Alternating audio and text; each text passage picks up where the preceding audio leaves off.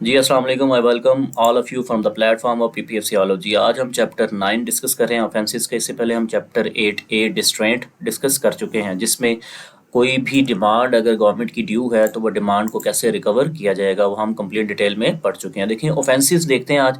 Offences से क्या मुराद है कि जो भी काम सोसाइटी करती है अगेंस्ट द लॉ उसको ऑफेंस कहा जाता है। Default by society officer of member. अगर कोई भी सोसाइटी डिफ़ॉल्ट कर जाती है, ऑफिसर या मेंबर डिफ़ॉल्ट कर जाता है, तो ये क्या होगा? ऑफेंस होगा। Society with a working capital of 50,000, जिसका 50,000 या उससे ज़्यादा वर्किंग कैपिटल है, और an officer or member therefore fails without any reasonable excuse to give any notice, send any document or return। तो जो उनकी रिस्पॉन्सिबिलिटी थी नोटिस देना, डॉक्यूमेंट सेंड करना या रिटर्न फाइल करना, अगर वो नहीं करता as per the required rules और बाय लॉज के कोरस्पॉन्डिंग जो उनकी जिम्मेदारी थी वो नहीं करता, तो वो क्या होगा? ऑफेंस होगा। देखिए, fails to give notice, send returns documents और फेल्स टू परफॉर्म ड्यूटीज और allows actions required by the act और इट्स रूल्स। जो भी रिक्वायर्ड था उसने काम नहीं किया तो वो क्या होगा? ऑफेंस होगा। विलफुल निगलेक्ट और डिफॉल्ट बाय सोसाइटी।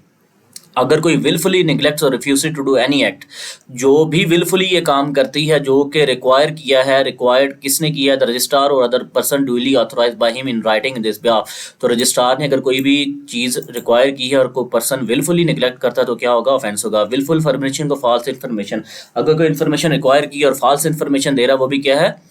ऑफेंस है। डिसोबीडियंस ऑफ समन, रिक्विजिशन और ऑर्डर, कोई भी डिसोबीडियंस है समन, रिक्विजिशन या ऑर्डर की, तो वो क्या होगा? एक ऑफेंस कंसिडर किया जाएगा। इंडल्जेंस इन फ्रॉडुलेंट एक्टिविटीज़, अगर कोई भी person government Punjab local government ordinance 2001 के अंदर जो चीज़ें बताई गई हैं जो कि इलीगल और करप्ट प्रैक्टिसेस हैं, या कोई इस तरह का पर्सन है जो कि मैनेजिंग कमेटी का पार्ट है और वो बिजनेस के अंदर इन्वॉल्व होता है जो कि इलीगल है, तो वो क्या होगा? एक फ्रॉडुलेंट एक्टिविटी कंसिडर की जाएगी under government ordinance, local government ordinance 2001।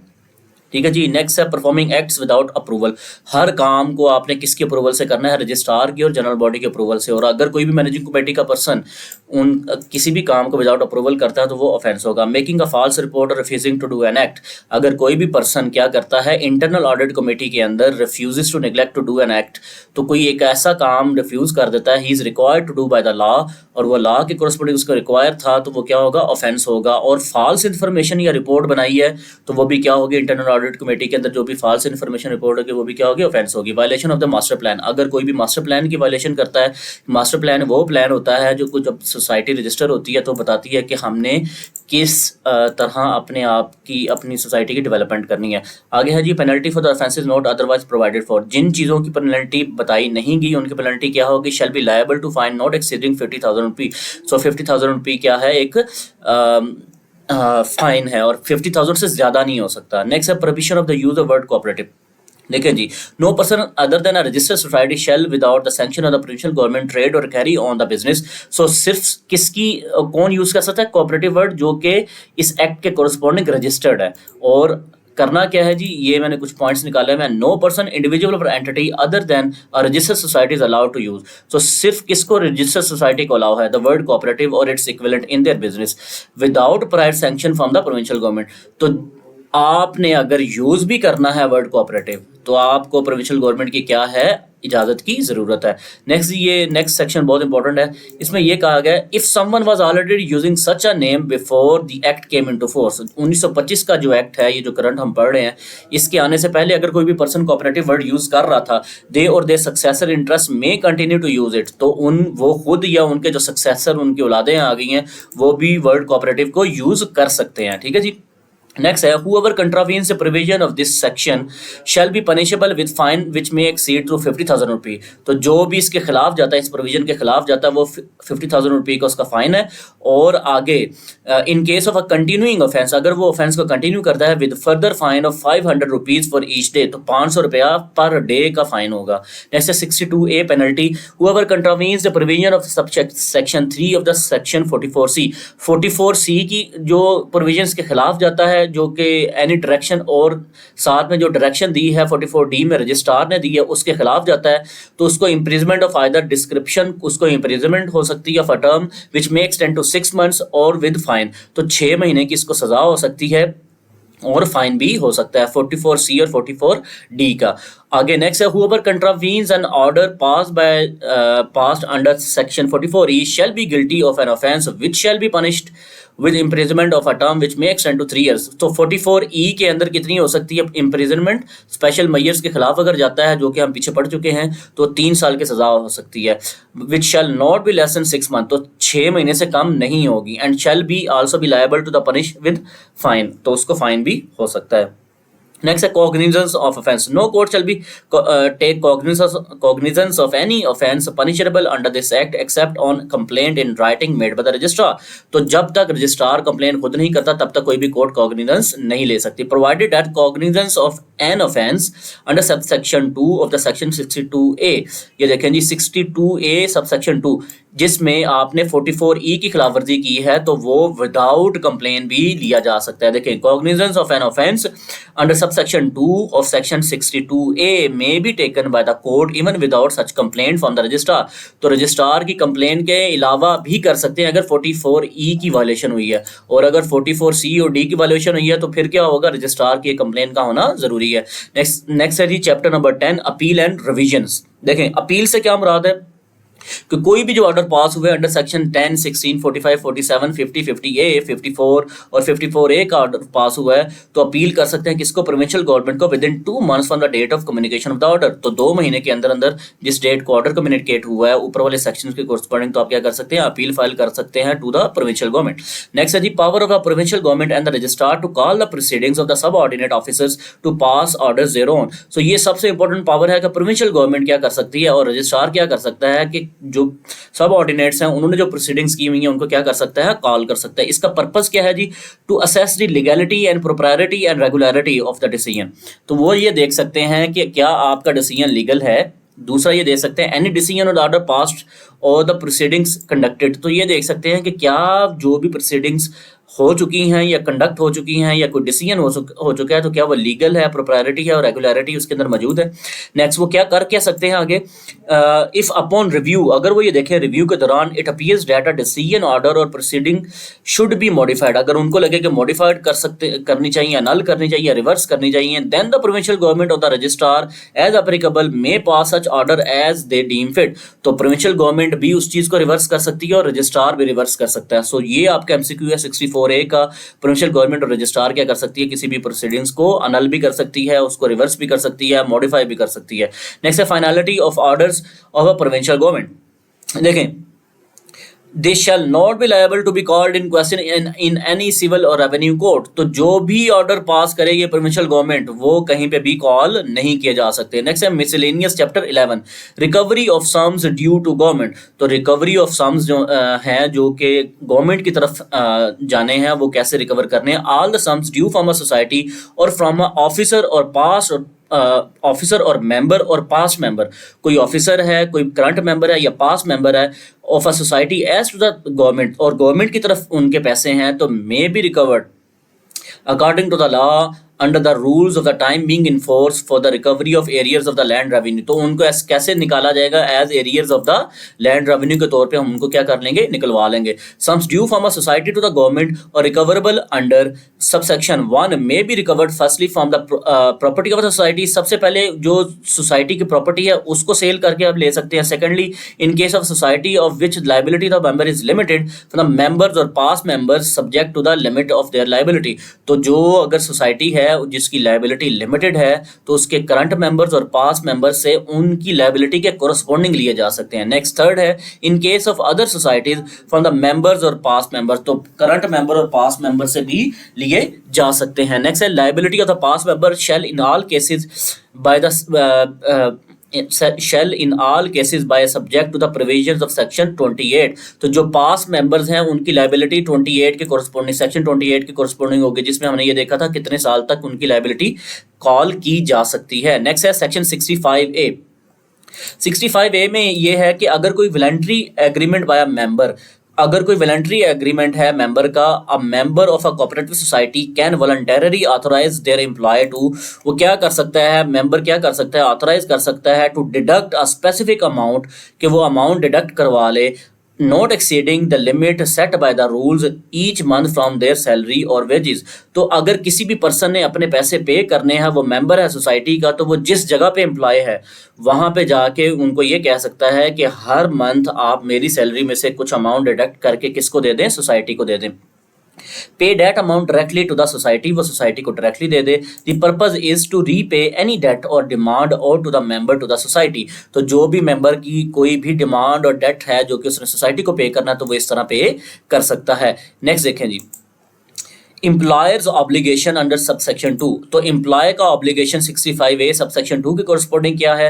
The employer is obligated to deduct the agreed amount monthly.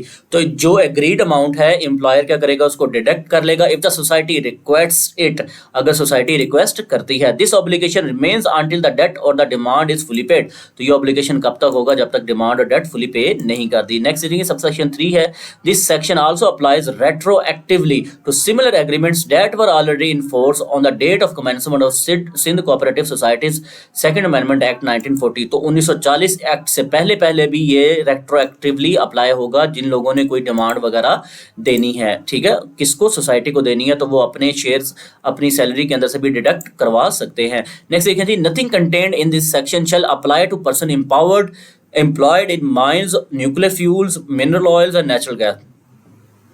तो इन 4 सेक्शंस के अंदर ये चीज़ें अप्लाई नहीं होंगी। Mines, nuclear fuels, mineral oils और नेचुरल गैस के अंदर जो लोग काम कर रहे हैं वो अपनी सैलरी के अंदर से डिडक्ट नहीं करवा सकते। 65 भी है, officers of society to be public servant. तो वो पब्लिक सर्वेंट को उनको कंसिडर किया जाएगा और according to section 21 of the Pakistan penal code. तो पाकिस्तान पिनल कोड सेक्शन 21 के अंदर पब्लिक सर्वेंट्स की उन्होंने डेफिनेशन दी हुई है, उसके कोरस्पोंडिंग उनको पब्लिक सर्वेंट्स कंसिडर किया जाएगा। Power to exempt societies from conditions as to registration. तो प्रोविंशियल गवर्नमेंट जो रजिस्ट्रेशन की कंपल्शन होती है उससे विद स्पेशल ऑर्डर किसी भी सोसाइटी को एग्जेम्प्ट करवा सकती है। नेक्स्ट है जी, पावर्स टू एग्जेम्प्ट कौन सी प्रोविंशियल गवर्नमेंट करवा सकती है? आपका एमसीक्यू है। Power to exempt societies from the provisions of act. तो सोसाइटी को कुछ प्रोविजंस ऑफ दिस एक्ट 1925 के एक्ट के अंदर से भी वो क्या करवा सकती है? एग्जेम्प्ट करवा सकती है। क्या करना है जी? प्रोविंशियल गवर्नमेंट में बाय जनरल और special order to be publish in official gazette. तो कहाँ पे पब्लिश होगा? ऑफिशियल गजेटी में। एग्जेम्प्ट एनी सोसाइटी और class of societies from any of the provisions of this act, जो कि प्रोविजंस इस एक्ट से भी निकाल सकती है। और may direct that such provisions shall apply to such society और class of societies with such modification. और सारी की सारी जो एक्ट के अंदर प्रोविजंस है उसके अंदर कुछ मॉडिफिकेशन करके भी वो कह सकती है कि इन सोसाइटीज के ऊपर वो चीजें अप्लाई होंगी। नेक्स्ट है companies act not to apply. देखिए कंपनीज एक्ट 1913 अप्लाई नहीं होगा। नेक्स्ट है branches of a society outside the province.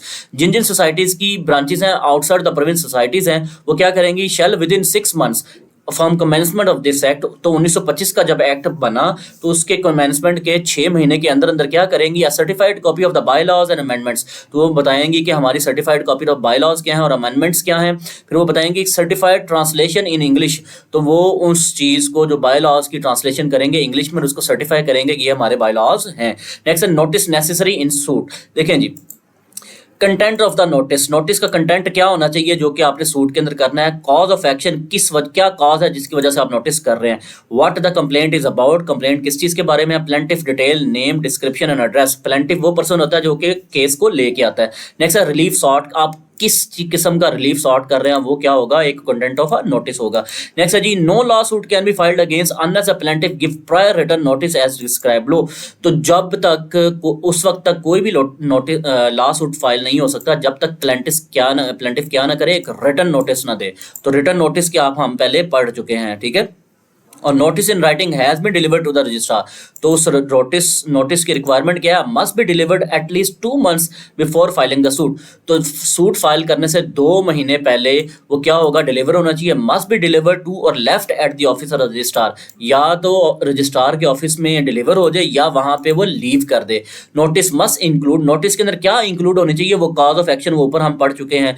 Name of description, residence of a plaintiff के प्लेंटिफ कहाँ का रहने वाला है और रिलीफ जो क्लेम किया गया है, ठीक है जी। नेक्स्ट है बार ऑफ ज्यूरिसडिक्शन। देखें, नो कोर्ट और authority whatsoever shall have jurisdiction to entertain or to adjudicate upon any matter which the provincial government, देखें जो काम प्रोविंशियल गवर्नमेंट कर रही है, रजिस्ट्रार कर रहा है, उसकी नॉमिनी कर रही है, कोई आर्बिट्रेटर लिक्विडेटर कर रहा है, सोसाइटी और फाइनेंसिंग बैंक कर रहा है, तो कोई भी कोर्ट उसकी क्या नहीं कर सकती, कॉग्निजेंस नहीं ले सकती। ये सेम यहीं पे यही पॉइंट्स लिखे हुए हैं।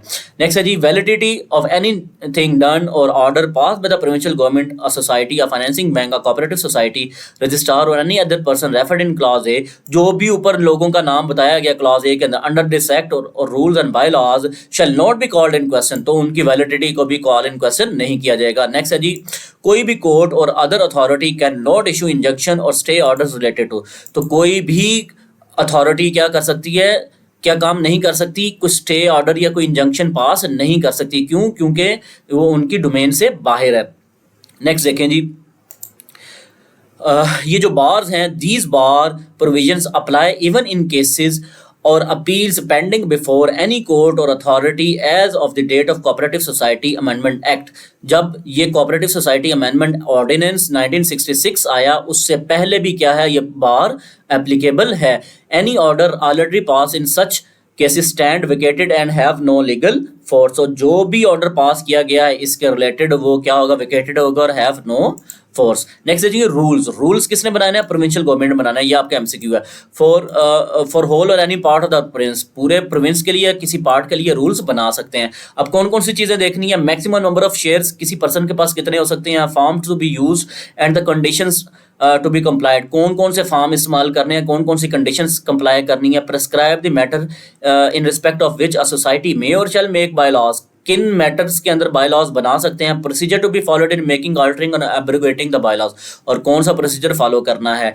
नेक्स्ट देखें जी, prescribe the condition to be complied with the persons applying for admission or admitted as members and provide, देखें कौन से लोग मेंबर्स बन सकते हैं, एडमिशन हो सकती है उनकी, और फिर इलेक्शन और एडमिशन ऑफ मेंबर्स, इलेक्शन के अंदर भी अपनी रूल्स बना सकते हैं, ठीक है। और राइट ऑफ मेंबरशिप कैसे एक्सरसाइज करेगा, इंटरेस्ट टू बी एक्वायर, कैसे पर्सन इंटरेस्ट एक्वायर करेगा, and exercise of the right of membership, जो इलेक्शंस होते हैं मैनेजिंग कमेटी के, उसके अंदर वो कैसे अपने राइट ऑफ मेंबरशिप को एक्सरसाइज करेगा। Provide for ascertaining the value of a diseased members share और इंटरेस्ट, तो जो डिसीज मेंबर है उसकी शेयर और इंटरेस्ट को कैसे असर्टेन किया जाएगा। Provide for general meeting of a member and procedure of at such meeting, तो जनरल मीटिंग कैसी होगी, उसका प्रोसीजर क्या होगा वो बताया गया। Appointment, suspension and removal of the members of society committee and other officers from the procedure and for the procedure, तो इनको अपॉइंट, सस्पेंशन और रिमूवल का भी पूरा बताया जाएगा, तरीका, रूल बनाए जा सकते हैं। Provide whether were all the members of a cooperative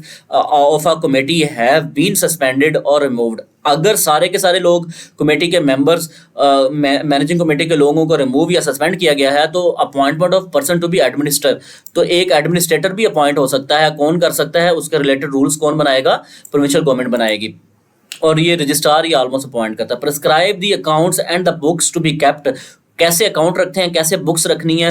provide for audit of such accounts, और उनका ऑडिट के बारे में भी बताएंगे। Periodical publication of the balance sheet, जो बैलेंस शीट है वो पीरियडिकली तौर पे पब्लिश होगी, एसेट्स और लायबिलिटीज को बताया जाएगा। नेक्स्ट है प्रेस्क्राइब, क्या चीज़ें प्रेस्क्राइब करनी है। Returns to be submitted by society, जो सोसाइटी ने रिटर्न सबमिट करने हैं उसके रिलेटेड बताएंगे। Person by whom and the form in which copies of documents और एंट्रीज सोसाइटी में भी सर्टिफाइड, तो वो तरीकाकार जिसमें डॉक्यूमेंट्स के अंदर एंट्रीज और बुक्स को कैसे सर्टिफाई करना है वो भी तरीकाकार बताएंगे। बाय रूल्स बना सकते हैं provincial government. Provide for the information and maintenance of register of members, जो रजिस्टर ऑफ मेंबर्स है जिसके अंदर मेंबर्स का नाम वगैरह लिखा होता है कि ये मेंबर्स हैं, पक्के पक्के मेंबर्स हैं, उनके रिलेटेड बताया, उनको कैसे फॉर्मेशन करनी है, कैसे मेंटेनेंस करनी है। Payment to be made and the conditions to be complied with by members applying for loan, जो लोन के लिए जो अप्लाई कर रहे हैं उनके लिए कौन कौन सी कंडीशंस वगैरह वो भी देखनी है। फिर देखना है prescribe the condition and prohibition and restriction, ये बता सकते हैं कंडीशन क्या है, रिस्ट्रिक्शन क्या है। Transaction of business with person who are not members and make loans against the security of a movable property, तो इसके रिलेटेड भी वो रूल्स बना सकते हैं। Formation and maintenance of reserve fund, reserve fund हमने पढ़ा था, उसके रिलेटेड बता रहे हैं। Limit the number of members of it. देखें वो ये भी बता सकते हैं कि सोसाइटी के नंबर ऑफ मेंबर्स की लिमिट क्या है। प्रॉफिट्स में भी डिस्ट्रीब्यूटेड, वो ये बता सकते हैं बाय रूल्स बना सकती है प्रोविंशियल गवर्नमेंट के प्रॉफिट्स को कैसे डिस्ट्रीब्यूट करना है। Presenting and disposing of appeals, appeals कैसे करनी है। नेक्स्ट है जी, person qualified under the bylaws of society shall not be excluded from membership without due cause. Due cause के साथ ही पर्सन को निकाला जाएगा। नेक्स्ट है लिक्विडेटर, 47 में अपॉइंट होता है। लिक्विडेटर के रिलेटेड अपॉइंटमेंट एंड आर्बिट्रेटर और आर्बिट्रेटर्स, जो आर्बिट्रेशन 54 के तहत होती है, उसके अंदर भी रूल्स बना सकते हैं। ठीक है, फिर क्या है, provide for the issue and service of processes and proof of service, इसके रिलेटेड भी है। Provide for the writing of bad debts, जो बिल्कुल बोगस डेप्स हैं उनको क्या कर सकते हैं, राइट ऑफ भी कर सकते हैं। Regulate the manner in which funds may be raised by the means of shares और डिबेंचर्स। देखें ये भी बता सकते हैं कि आपने कैसे रेगुलेट करना है शेयर्स को और कैसे फंड्स को रेज करना है। Provide for withdrawal and expulsion of a member from the and the payments to be made, तो किसी भी पर्सन को एक्सपेल करना है और जो पेमेंट करनी है उसके रिलेटेड है। Provide for nomination of a person to whom the interest of a deceased may be paid और ट्रांसफर, जो पर्सन फोत हो गया तो किस पर्सन को नॉमिनेट किया जाएगा कि उसके शेयर्स को ट्रांसफर कर दिया जाए, इसके बारे में। Prescribe the case in which the appeal shall lie from order for liquidator appointed under section 47, तो 47 के कोरस्पोंडिंग जो अपील होगी उसके रिलेटेड भी रूल्स बना सकते हैं। Provide inspection of documents, documents की इंस्पेक्शन के related. Prescribe the procedure to be followed for the custody of property attach under section 55 के अंदर एक प्रॉपर्टी को हम क्या कर सकते हैं, अटैचमेंट कर सकते हैं। अटैचमेंट बिफोर अवार्ड, अवार्ड करने से पहले एज एन सिक्योरिटी किसी भी प्रॉपर्टी को अटैच किया जा सकता है। नेक्स्ट है 59E, 59F ये हम पढ़ चुके हैं। 59F सबसेक्शन 2, ये सारी चीज़ें हम पीछे पढ़ चुके हैं। जिन लोगों ने लेक्चर नहीं देखा वो डिस्ट्रेंट के लेक्चर को डिटेल में देखें। Prescribe the period and terms under which government aid may be given, government aid किन कंडीशन के ऊपर दी जा सकती है, जो इंटरेस्ट वगैरह के ऊपर सिक्योरिटी या गारंटी देनी है वो भी उनके रिलेटेड भी बता सकते हैं। That the contravention of any rule और issue shall be punishable with fine not exceeding 5,000 रुपये, तो ये भी बता सकते हैं कि कोई भी रूल के खिलाफ जा रहा है तो उसके लिए पनिश कितनी है, वो 5,000 रुपये है। Prescribe the environmental standard, environmental standards को भी तो आपने मेंटेन करना, वो उसके रिलेटेड बता सकते हैं। प्रोविंशियल गवर्नमेंट में subject to such conditions if any as it thinks with delegate all or any of the powers to make rule, तो रूल्स प्रोविंशियल गवर्नमेंट खुद भी बना सकती है, डेलीगेट भी कर सकती है। नेक्स्ट है रिपील एंड सेविंग, कौन कौन से एक्ट रिपील हो चुके हैं, कोऑपरेटिव सोसाइटी एक्ट 1912 और बम्बई कोऑपरेटिव सोसाइटी एक्ट 1925, ये क्या हो चुके हैं, रिपील हो चुके हैं। ठीक है, नेक्स्ट है जी सब सेक्शन 3, ये सबसे इंपॉर्टेंट है। Rules regulation notification and orders that were made or issued under the repealed acts, ये जो दो रिपील हो चुके हैं, कोऑपरेटिव सोसाइटी एक्ट 1912 और 1925 वाला जो कि बम्बई कोऑपरेटिव सोसाइटीज एक्ट था 1925, ये रिपील हो चुके हैं। तो इनके अंडर कोई rules regulation notification orders that were made or issued under the repealed acts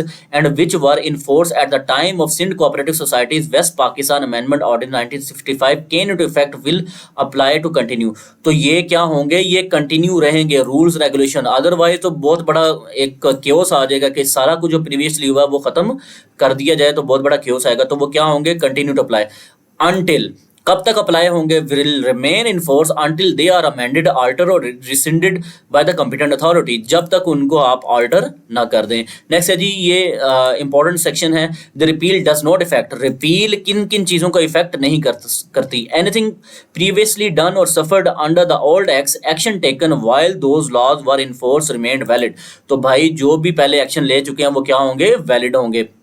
next है जी any right privileges obligation liabilities accrued under the old acts are preserved, तो अगर ओल्ड एक्ट के कोरस्पोंडिंग किसी के ऊपर कोई लाइबिलिटी या ऑब्लिगेशन या प्रिविलेज है तो वो चीज़ें क्या करेंगी, कंटिन्यू करेंगे। ठीक है, नेक्स्ट है जी पेनल्टीज फॉरफीचर एंड पनिशमेंट, जो भी इस तरह की चीज़ें हुई incurred under the old acts, any penalties incurred while the repealed laws were in force remain enforceable, तो जो भी पनिशमेंट्स हुई हैं वो remain in force. Any ongoing investigation or legal proceeding concerning those rights, जो भी लीगल ऑब्लिगेशन है वो सारी की सारी चीज़ें क्या होंगी, इन प्लेस रहेंगी। नेक्स्ट है जी ये भी इंपॉर्टेंट चीज़ है, individuals who were appointed as registrar, जो लोग प्रीवियस एक्ट के कोरस्पोंडिंग रजिस्ट्रार, लिक्विडेटर, रजिस्ट्रार की नॉमिनी थे और other similar authorities under the old act will continue to hold their position under the new act, तो वो अपने न्यू एक्ट के कोरस्पोंडिंग अपनी पोजीशन को कंटिन्यू करेंगे। These individuals will remain retain their power और responsibility until their appointment is rescinded, तो तब तक वो रहेंगे जब तक उनके अपॉइंटमेंट को खत्म नहीं कर दिया जाता। Next is construction of reference to the cooperative societies act 1912 in enactments. देखें जी Any law or rule that previously mentioned the Cooperative Society Act 1912 will now be understood as referring to the new act. तो जहां जहां पे cooperative society act 1912 का reference आएगा उसका मतलब क्या कंसिडर किया जाएगा कि ये जो न्यू एक्ट है 1925 वाला जिसको हम पढ़ रहे हैं उसका मतलब ये होगा कि ये एक्ट को हम क्या कर रहे हैं, रेफर कर रहे हैं। नेक्स्ट जी सबसे इंपॉर्टेंट चीज है व्हाट दिस मीन्स, इसका मतलब क्या है। इफ एनी एक्शन और legal process was started after the new act, ये न्यू एक्ट के बाद कोई भी लीगल प्रोसेस स्टार्ट हुआ जब वो केम इनटू इफेक्ट हुआ, it will be treated as if the old law referred to the new one. तो जहां जहां पे ओल्ड लॉ का रेफरेंस आएगा उससे मतलब ये लिया जाएगा कि न्यू लॉ को आप क्या कर रहे हैं, रेफर कर रहे हैं। Even if it did not directly mention it, यहां तक कि उसको ने अगर डायरेक्टली तौर पे मेंशन नहीं किया। 72B क्या है, वैलिडिटी ऑफ ट्रांसफर। देखें section 59(2) of section of Sindh act 7 of 1925 Bombay cooperative societies act, इसके कोरस्पॉन्डिंग ट्रांसफर हुआ करती थी। तो आप क्या करना है कि the rule that dealt will transfers under section 59(2) of the Bombay cooperative societies act 1925 which Sindh applied to the Sindh is no longer in force। तो 59(2) क्या है, no longer in force। It was repealed by the Sindh laws adoption, और किसके जरिए repeal किया गया ये लिखा हुआ है, ये आपका MCQ है, ये याद कर लेगा। 73 क्या है, ये भी रिपील के रिलेटेड है। आई होप सो कि आपको लेक्चर्स बहुत पसंद आए होंगे। इंशाल्लाह मेरे साथ बंधे रहें, जुड़े रहें।